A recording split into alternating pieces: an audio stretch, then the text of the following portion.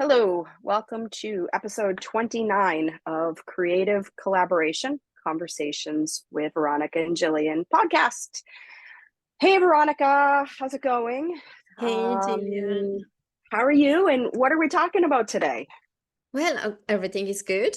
And I just realized we are almost approaching number 30. I love round numbers. So Yeah, I'm very that's happy. 30. Yeah, imagine that. Imagine that. It's like it took us less time to record episodes 1 to 30 than it did for us to go from, yes, let's do our podcast and to get the first episode recorded. It's like it took so long. It's like how it goes. It takes so long sometimes to get something off the ground. But look at us now, 30, almost 30 episodes in. And I know we said that we need to listen to the first episodes and to see where we are now. Actually, I'm so scared of doing that. Yeah. But I think it's quite a journey, and thank you for being part of this journey with me. So I'm enjoying it. Likewise. Well, actually, by episode 30, hopefully my audio will be better because I have some equipment finally coming. So it's taken me, 30 episodes to get that part together. So, hey, listen, sometimes quickly, sometimes slowly, but we'll get there. I do have a microphone and I know the sound is better, but I just realized while we were recording the last one, I forgot to actually select the microphone. Yeah. So even if you have it, there's no guarantee. Yes. But that being said, coming back to today's episode, actually, it's a topic that my team at Spin Ideas and also Base, we are working on sometime. And what I want to do is to bring awareness towards micro companies and small and medium companies.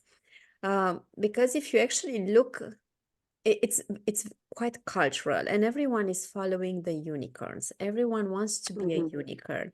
And of course you want to be a unicorn because it sounds cool. Let's be honest. It's a mythical character that no one ever seen and sounds so amazing, and you want to be that, and everyone wants the big money and get out of the how do you call it, like a hamster on the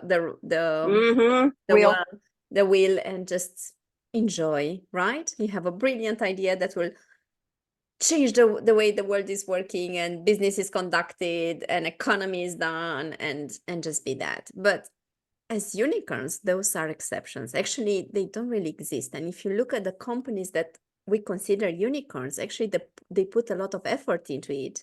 They are just a handful, and they become corporates. That's the reality. They are not startups. They are not amazing social impact companies. They are just another corporate, bottom line. That's the harsh reality.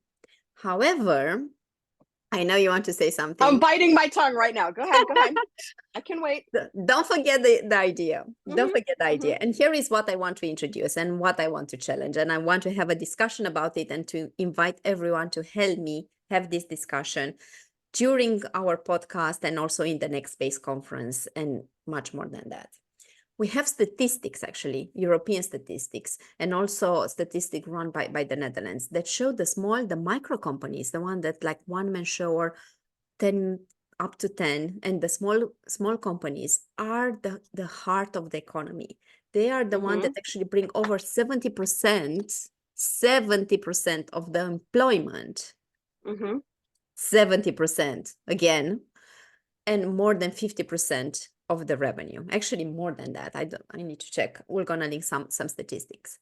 So why us humans, not only in US or Netherlands, everywhere, put effort and just celebrate the unicorns?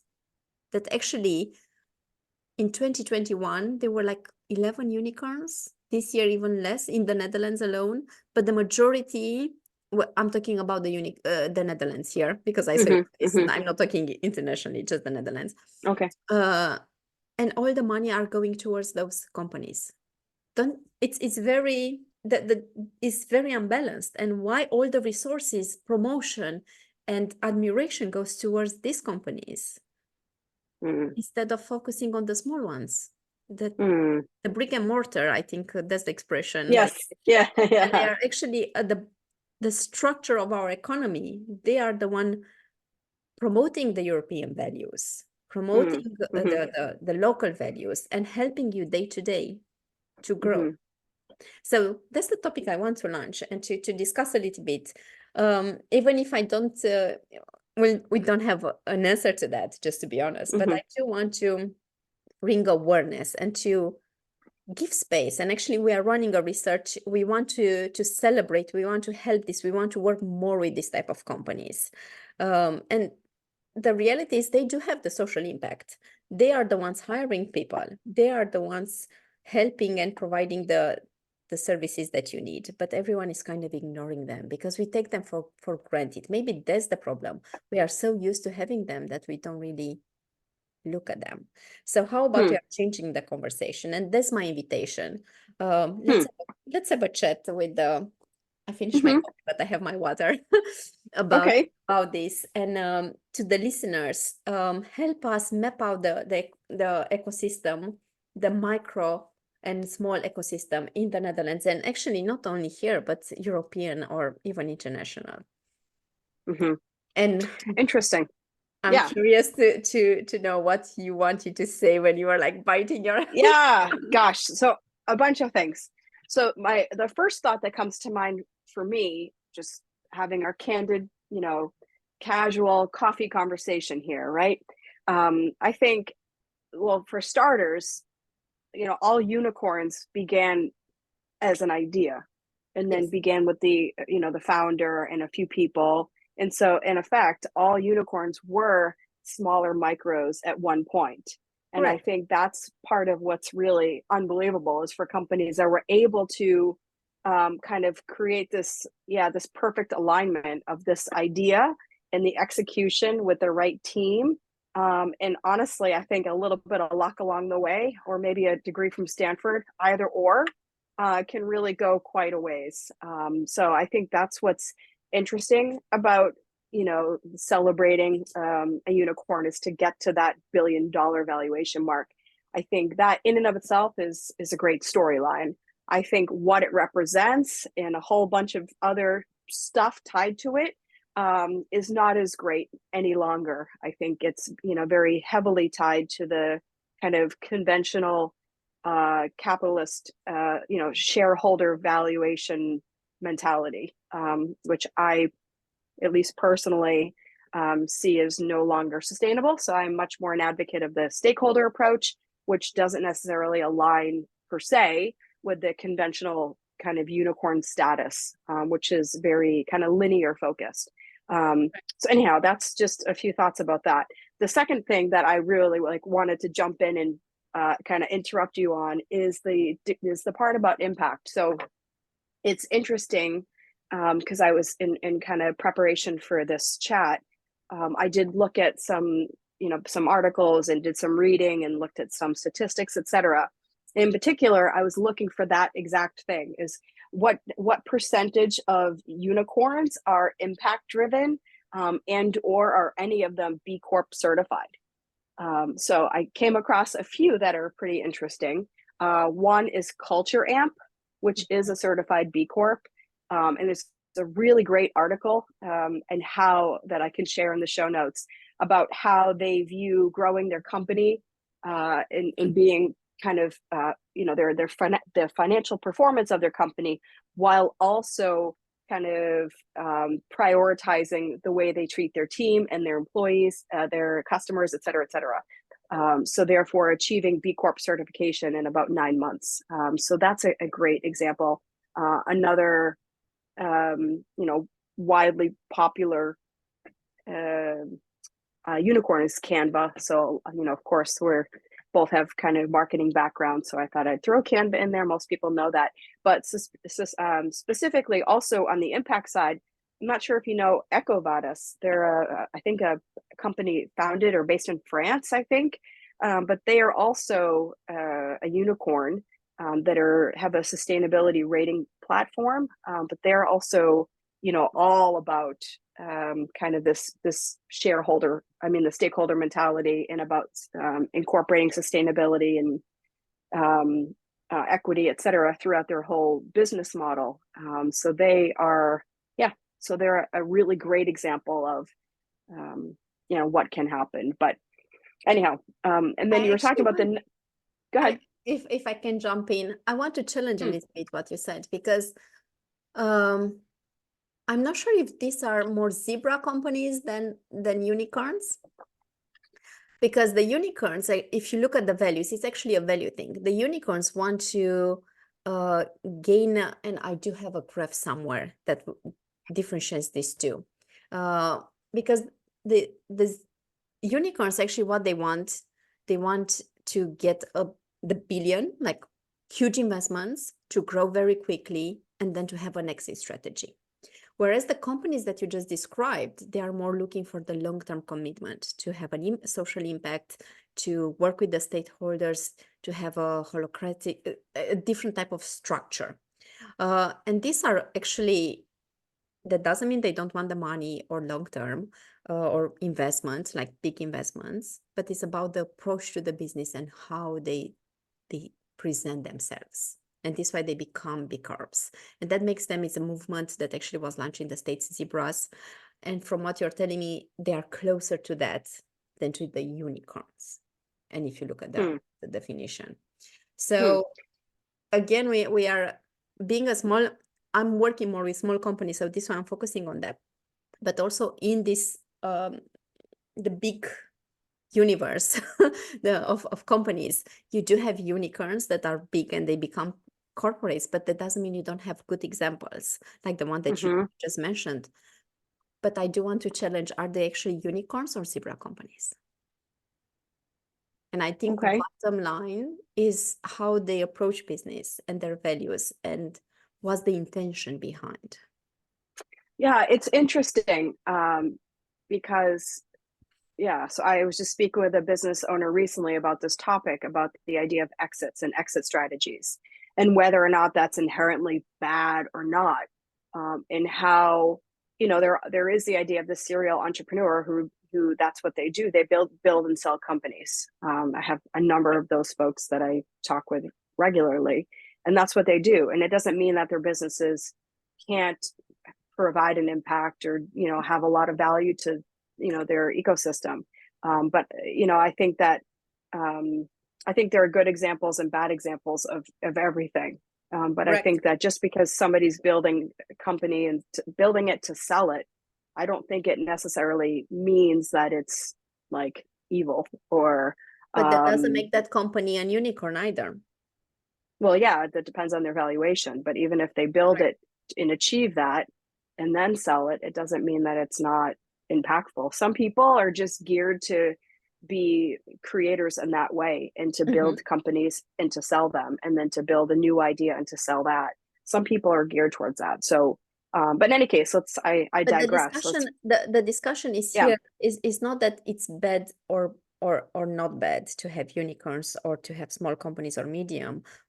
It's about why all the resources go towards the unicorns instead of focusing on the smaller businesses as well, when the highest impact to the economy is done by these small companies.